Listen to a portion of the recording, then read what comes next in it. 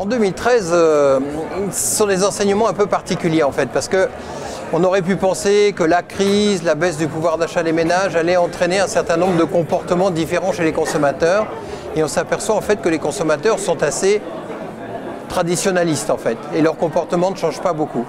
Mais en revanche, ils deviennent de plus en plus matures. Par exemple, cette année, dans les items que nous avons relevés dans notre étude, qui, je le rappelle, porte sur 10 000 personnes, 10 000 répondants, le premier critère, quel que soit le secteur d'activité, alimentaire, hygiène beauté, entretien de la maison, c'est le rapport qualité-prix.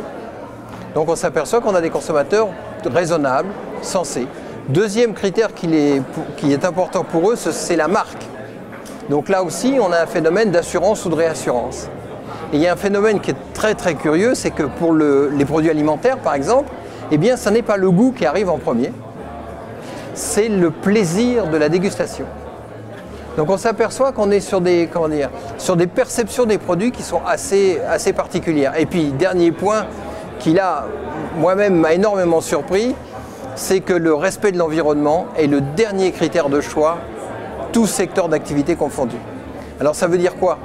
Ça veut dire que soit on a encore beaucoup d'informations à faire, soit que ça n'intéresse finalement pas beaucoup les consommateurs, en déclaratif peut-être, mais dans les faits peut-être pas, parce que les produits respectant l'environnement en général, il y a un surcoût, donc peut-être que c'est ce surcoût sur lequel ils ne veulent pas avancer.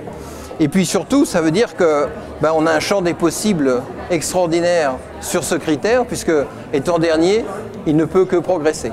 Donc voilà, si vous voulez, les quelques enseignements. Et puis surtout, c'est une très belle édition pour nous, puisque nous aurons ce soir 47 lauréats, ce qui est une progression de l'ordre de 30% par rapport à l'année dernière, ce qui prouve qu'en période de crise, l'innovation, c'est la solution, et en tout cas, c'est un vecteur de développement qui ne dément pas ses performances.